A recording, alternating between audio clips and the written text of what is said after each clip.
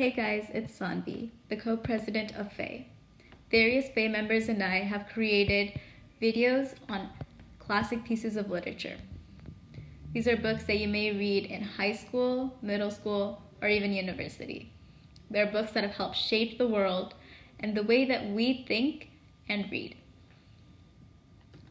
In these videos, we'll be covering character arcs, the plot, themes, and topics that experts often debate about these books.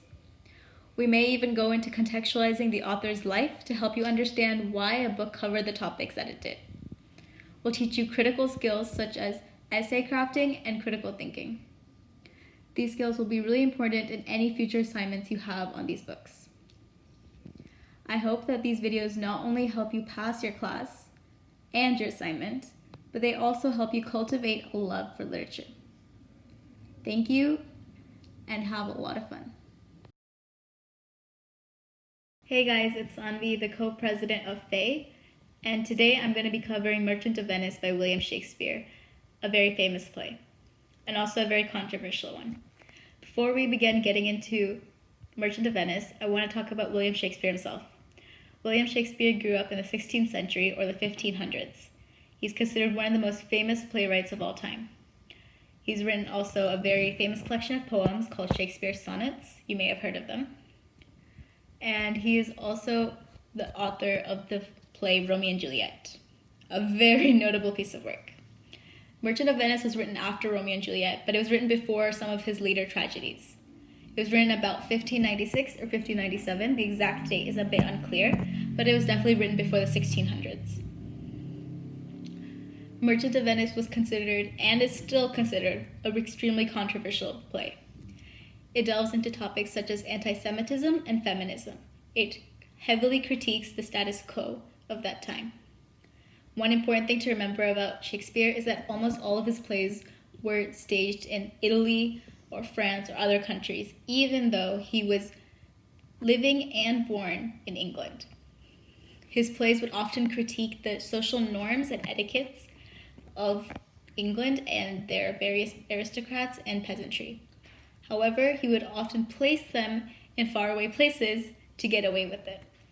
This would cause no social repercussions, an important part to consider during our read. I'm going to begin by giving you a little bit of context behind Merchant of Venice and some important things to consider when you hear the summary and when you read the book on your own. Then I'm going to delve into the summary of Merchant of Venice. One important thing to remember about Shakespeare is that most of his plays are done as either a tragedy or a comedy. Very few of them fall into neither category or into a combination of the both.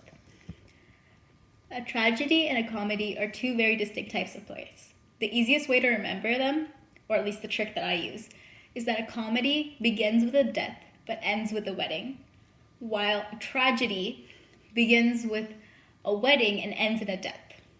In other words, comedic plays usually tend to have a happier ending, while tragedic plays tend to have more of a sad ending.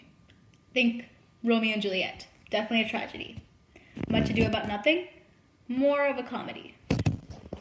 Very few of Shakespeare's plays don't fall into one of the two. Merchant of Venice is unique because people can argue that it's either, both, or neither. As you read the book, you'll meet multiple main characters, and you have to decide which one of them is the protagonist. Is it Antonio? Is it Portia? Or is it Shylock? Depending on which protagonist you choose and which antagonist you choose, it can be considered either a comedy or a tragedy. If you choose Shylock, you might aim for more of a tragedy. And if you choose Antonio, you might aim for more of a comedy. The play will begin with three main characters: Antonio, Shylock, and Portia. Another main character is Bassanio. However, I'm choosing to exclude him as a main character because he doesn't get characterized as much more than a love interest. One very interesting thing about this play is that as much as Bassanio is in multiple scenes, we don't get much characterization of him. In fact, a lot of the characterization focuses on Portia, his love interest, which argues for the feminism of this play. Keep in mind how the play delves with heavy topics like feminism, anti-Semitism, while I continue summarizing. We'll begin in Venice, Italy, with Antonio. Antonio is a rich merchant who's for some reason very upset. This book and the scene does not go on to explain the reasons for his pain. All we know is that it's not because of love, and it's not because of any social problems, because he's extremely rich. In between, we get to meet characters like Solario and Solanio, and Gratiano and Lorenzo. Most of these are minor characters that are added in to keep the story more interesting. Gratiano is a humorous, funny, jokester character, and Lorenzo is a character who will be involved in a love story, but is not given much characterization. Solario and Solanio are characters that are extremely minor and play almost little impact on the play. In fact, their names are so similar that oftentimes many directors and writers just characterize them into one character.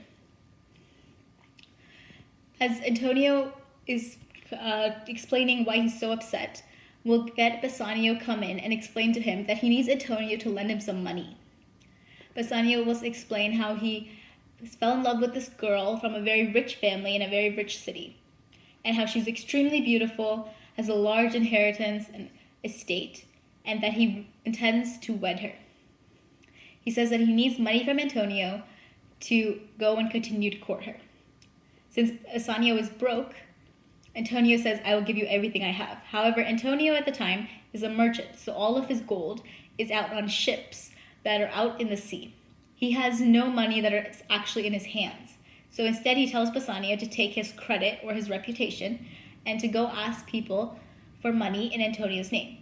Bassanio at this point has no credit or no reputation because all the money that he's borrowed he has not been able to pay back. But he intends to marry Portia, become rich, and pay back everyone. So he does this, and he goes and meets this man named Shylock. Shylock is a Jew who lends money, and when you return it, you have to pay interest. So Shylock agrees to lend money to Antonio and Bassanio. However, there's a catch. He'll only lend the money at the cost of 1 pound of Antonio's flesh in case they're not able to repay it. In other words, Antonio and Bassanio must repay the 3,000 ducats, which is the currency in the play, to Shylock, or Antonio will have to give up 1 pound of his flesh. Keep this bargain in mind as we continue on, and consider why this bargain is so important. Why does Shylock ask for 1 pound of flesh? As Shylock explains, Antonio has repeatedly insulted him and hurt him. Shylock explains that because he's a Jew, Antonio and Bassanio insult him and use his religion against him. Also remember that this time period, Christians could not lend money because it was considered to go against Christianity if you were to borrow money.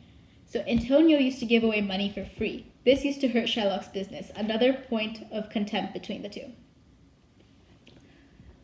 Shylock will agree and he asks for his price. This price will later come back to bite everyone in the neck. Remember this and remember the bargain as you read the next couple acts and scenes. We're going to switch over briefly to Portia, who's living in her famous rich city, and she explains all of her problems.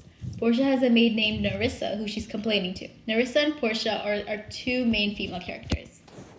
Portia will explain how she has lost her father recently and how she must now marry so that a man can take control of the estate. Portia is from a high aristocratic family. This is important because she has very high educational skills and is quite smart. Often, if you reread her lines, you'll find that she's subtly insulting everyone. In this scene, she complains about the various suitors who are trying to court her. In the next video, I'll be talking about what is so unique about Portia's marriage situation, because she is by no means getting the chance to pick her own suitor. And I'll also talk about whether it was fair to her and whether that situation actually helped or hurt her. Thank you.